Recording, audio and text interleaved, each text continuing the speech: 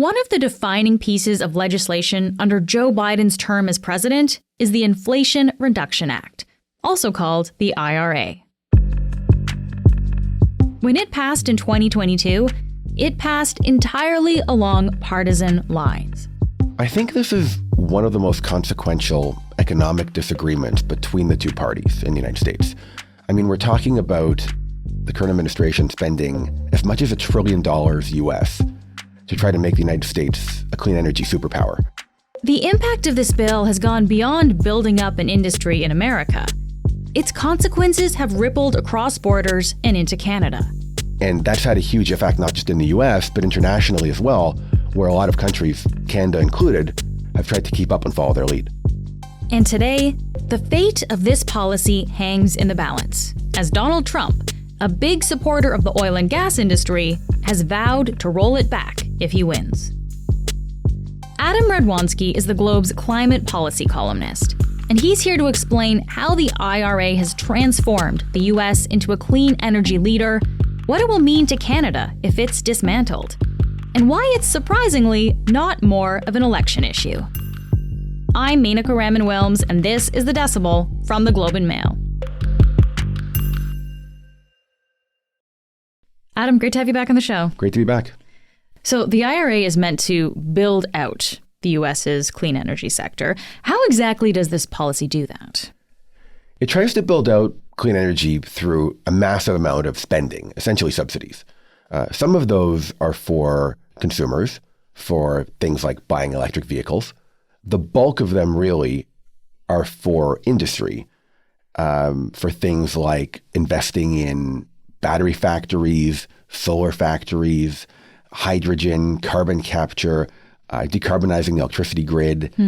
It does that for industry through a variety of different mechanisms. There's grants and financing mechanisms and all kinds of stuff. But really the biggest thing there is tax credits. It is very heavily skewed toward tax credits, particularly production tax credits, which essentially mean you're not just providing a subsidy for the capital costs of projects, but actually once they're operational, you're effectively, for a period after they open, providing a subsidy per unit produced at that factory. So it really makes it very inviting to make things that might otherwise not be profitable just yet. Okay, so there's like the upfront investments, but then also these production credits. So once these things are produced, there's more money coming in then as well. Yes, and that goes into the early 2030s. And how much government spending are we talking about here, Adam? It's hard to say exactly how much government spending because a lot of the measures are pretty open-ended. Like you don't know exactly how much uptake there'll be on tax credits. But the short answer is a lot. It was originally projected when the bill was passed at around 370 billion US, but subsequent estimates have put it vastly higher than that. In some cases, significantly north of $1 trillion. Wow. Okay, so I want to ask you about the name then, because basically what you're saying is this is government stimulus for one industry, for clean tech here. Why is it called the Inflation Reduction Act? I think the name can be chalked up to sort of Washington sausage making. I mean, theoretically, at the time, the administration argued it would help lower costs for people in the long run on things like their energy bills. There's also some other smaller things built into this, not just for climate and clean energy, but for things like healthcare and pharmacare costs. So that's sort of the argument. But really, when it was passed a little over 2 years ago, inflation was a really big deal. And to get support in Congress for it and in the Senate, it helped to sort of frame it as somehow fighting inflation. So that's what happened. Interesting. Now, it's worth noting that even Joe Biden has since said that the name was probably a mistake because it's confusing. Okay, that's an interesting point, though, that it's kind of dressed up in this way to maybe make people kind of think it does something broader. I don't think it's fooled a lot of people on that. I mean, you can point to a lot of benefits if you're supportive of it.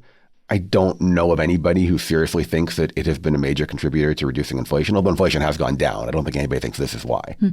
So let's look at the ideas behind this here, Adam. This is obviously tied up in America's climate change goals, but there are lots of different ways to tackle emission reductions, right? Why did the U.S. go the route of subsidizing clean tech in this way? Although fighting climate change might be the biggest benefit of this, it's not actually the way that it's been sold entirely, and it's maybe not even the primary political goal. I think what they're largely trying to do in the US through this is to take on China. I mean, China has gotten out to an enormous lead in making clean technologies. And that is of huge concern in the US. So this is largely a sort of an onshoring attempt by the United States. It's also an economic strategy domestically in the sense of trying to bring economic activity back to parts of the United States that were reliant on traditional manufacturing, but saw that dry up in decades past. And particularly appealing, I think, to Joe Biden, who sort of has a certain Rust Belt sensibility to the way he governed. This was seen as a way to bring jobs back to those places from newer industries. So it really is sort of a rebirth of American manufacturing is the idea. And of course, anything that happens in the U.S. usually affects what we do here in Canada. So let me ask you about that, Adam. What of the consequence of the U.S. adopting this strategy? What have they been for Canada's climate plans? It's not hard to see a correlation between some policies enacted in Canada and what happened in the United States. Since the Inflation Reduction Act came into effect, Canada has responded with a suite of its own tax credits. They're investment tax credits, not production tax credits. But they total projected over $100 billion Canadian cumulatively. There have also been some attempts to just directly match U.S. incentives for certain projects. So we've seen that with the electric vehicle battery plants that have gone into primarily Ontario, where they didn't necessarily match the exact mechanism and say we're going to give a tax credit across the board in the same way, but they'll basically say you would have gotten in the United States X billion dollars for this. We'll just match that in this case. So there really has been an attempt to keep up, not in every sector. There's some where Canada's kind of said, okay, we're not going to do this. Like solar, for instance, there's really been no attempt in Canada to build up a solar industry in the same way. But on stuff like batteries, we're basically trying to keep up by matching where possible. All right, Adam. So you went to Georgia this fall to get a sense of what these IRA investments really look like on the ground. Why did you pick Georgia? Georgia, possibly counterintuitively, and I think maybe surprisingly even to some Americans, is one of the leading states, if not the leading state, for Inflation Reduction Act investments, so projects backed by the IRA. And of course, it's also a key battleground in this election. It's one of the 7 states that is expected to effectively decide the result. One of the swing states, yeah. Can we look at some examples from Georgia? Is there a specific example that shows this policy, I guess, working as it was intended there? Yeah, there's quite a lot. The whole state is actually dotted with them. One of the biggest examples, maybe the biggest example, is by Qcells, which is a Korean company that is making solar panels in northern Georgia. It's now the biggest sort of solar hub for manufacturing in the United States. Wow. Okay. So this is actually where we can see this money was invested there, and we actually see this industry kind of building up then in a place that maybe we wouldn't necessarily expect to. It is absolutely not where you'd expect it to. I mean, this is an area that is represented in Congress by Marjorie Taylor Greene, who is maybe one of the furthest right of all members of Congress. So it's not where you would associate. But what it is one of these places where there was traditional manufacturing. I mean, the bulk of Qcells solar investment has been in a city called Dalton, a small city in northern Georgia, which used to be a carpeting and flooring manufacturing capital in the U.S. There's still some of that there, but it has suffered badly. And so this has now sort of changed the nature of that place, where it's not the only game in town, but the solar has really brought a lot of new opportunity there, and in a way that probably people didn't exactly expect beforehand. So like on the ground, what are the kind of changes, I guess, that people are seeing?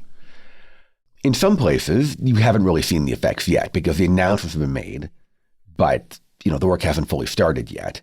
But in places like Dalton, where this big solar complex is, you'll hear people talking about how restaurants that were empty a few years ago are now booming. And it's sort of classic, revitalizing Main Street sort of stuff. Okay. Yeah. So it sounds like in some places it's actually had quite a big impact. So Adam, given that this is an important swing state, as you mentioned, in this presidential election, did you find that people in Georgia were engaged in debate around the IRA? Like, is it a big issue there? And the importance of clean tech is something they talk about? I have to say, I went down to Georgia thinking that this would be a real hotbed for discussion of the subject. I mean, I thought there was going to be Democrats and allies of all these industries warning that if the Republicans are elected, if Donald Trump wins the election, that all these jobs will be taken away. I wasn't exactly sure how the Republicans would answer, but I thought there might be a fair amount of culture war stuff. against climate-related investments or blaming it for cost of living increases or whatever. There was a little bit of that, but it really wasn't as visceral as I thought it would be. And in some cases, it was a little bit like pulling teeth to actually be able to talk about it. We'll be back after this message.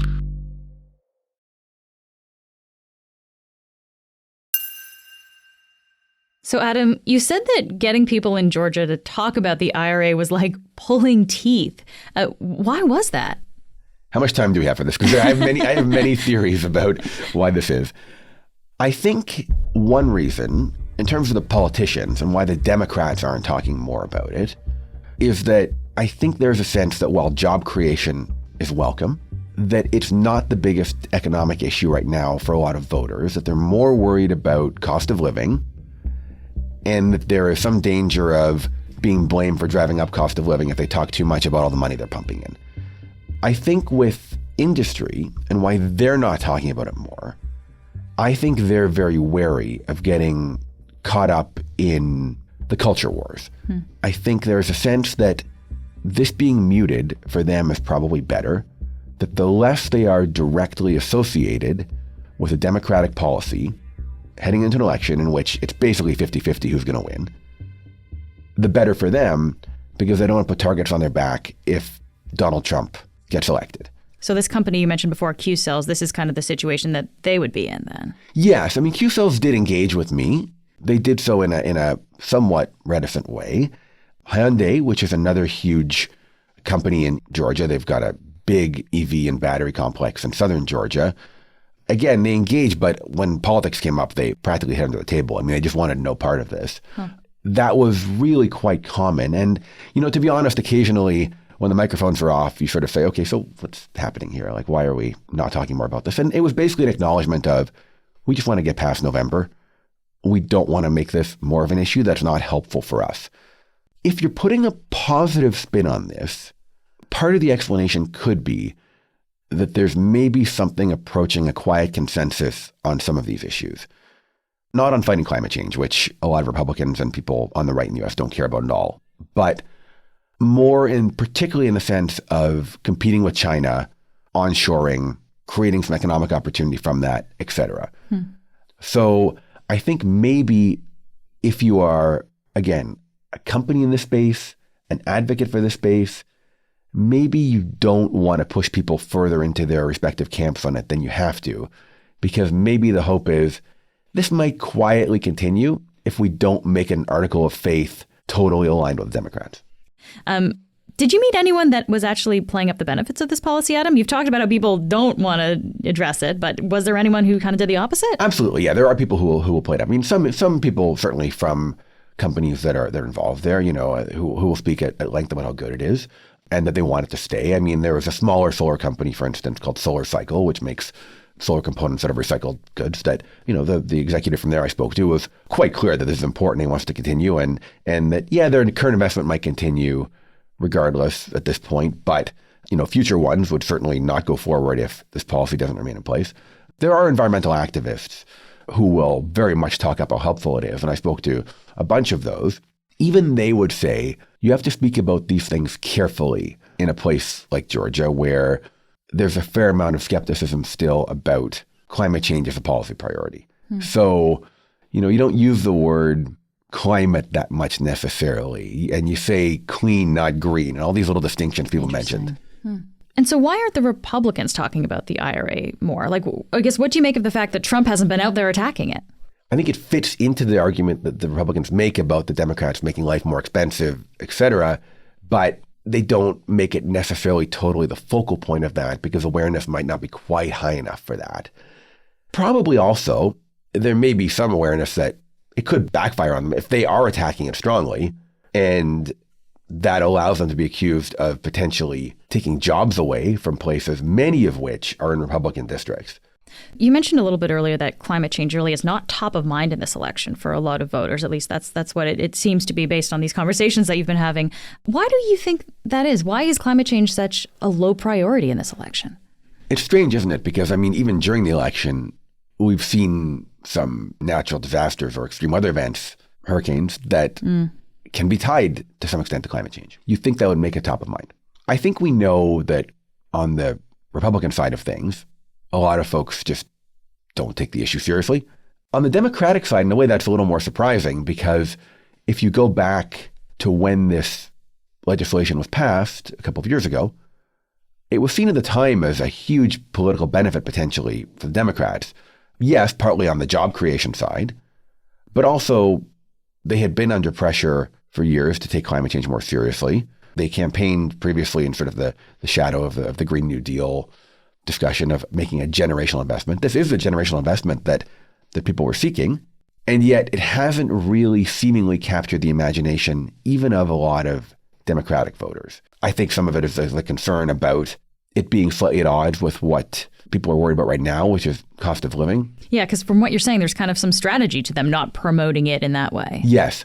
Having covered climate change for a few years now, and this isn't just the United States, sometimes it's a top issue. If maybe we're coming off a big disaster of some kind, or frankly, if there's not that much else that is top of mind for people, it's typically, even people who care about it, a secondary, third, fourth, fifth issue. And sometimes it doesn't easily align with the issue of the day. And I think that's the case right now. So Adam, let's talk about the future of the IRA then. Presumably under a Harris administration, the IRA would be safe? It would certainly be safe under Harris administration. The question, I guess, with the Harris administration would be, what kind of follow-up is there to it? I mean, I don't think we should expect a doubling of this or something. It's an awful lot of money.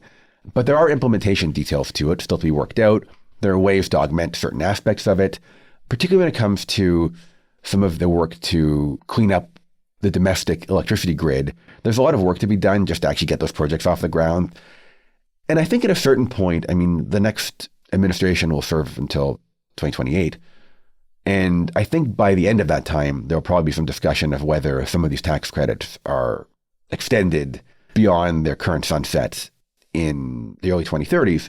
So obviously a Harris administration will be much more amenable to that than a Donald Trump one. Right. So if Trump wins, he says he'll roll it back. I guess how feasible is that if these projects are already kind of up and running? I don't think that a Trump administration could just scrap the entire thing. First of all, some money's already gone out the door. Some has been committed. And on the tax credits, I think there would be some pushback from other Republicans. You know, that's been the case already where earlier this year, 18 Republican members of Congress signed a letter to the House Speaker that basically called for the tax credits to be maintained. But there is room to shrink some of the tax credits in scope, to apply them as narrowly as possible. Some of them could be scrapped in the long run. And I think also just in terms of the signal that would be sent, businesses like certainty to make investments. And if you're making plans to build a factory, you need to know what the revenues are going to be. And those are fairly clear to an extent when this legislation is in place and is reliable.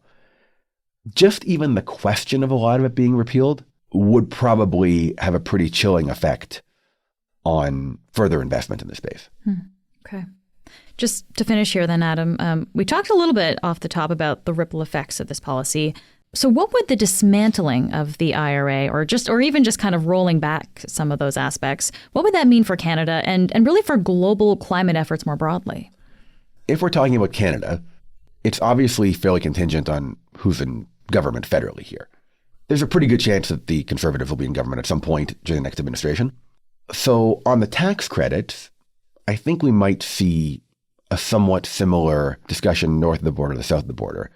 I think there'd be a discussion of rolling them back, but I think that's difficult once industry is relying on them. And if they stayed in place to an extent in the US, I think they'd probably stay in place to an extent here.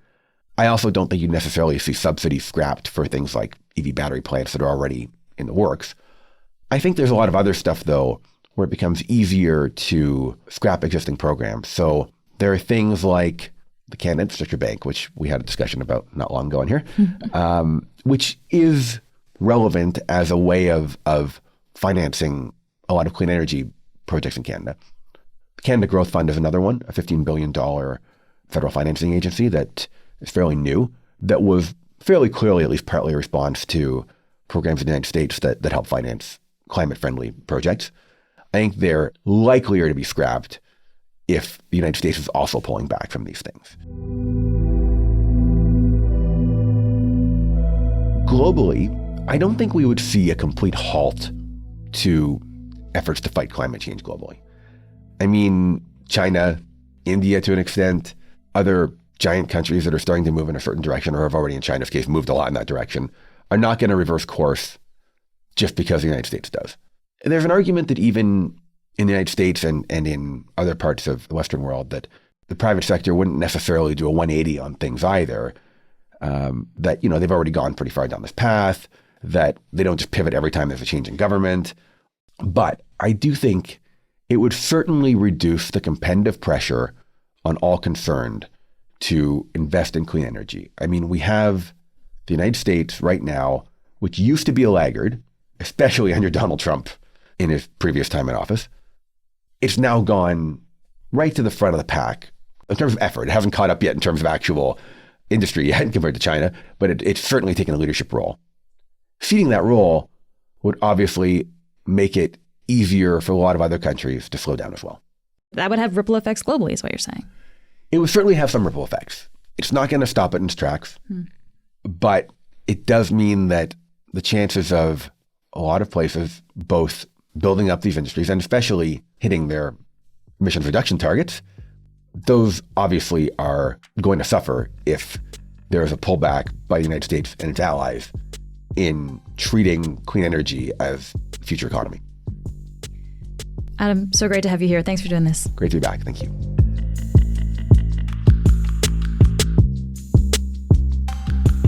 That's it for today. I'm Menaka Raman-Wilms. Our producers are Madeline White, Michal Stein, and Ali Graham. David Crosby edits the show. Adrian Chung is our senior producer, and Matt Frainer is our managing editor. Thanks so much for listening, and I'll talk to you tomorrow.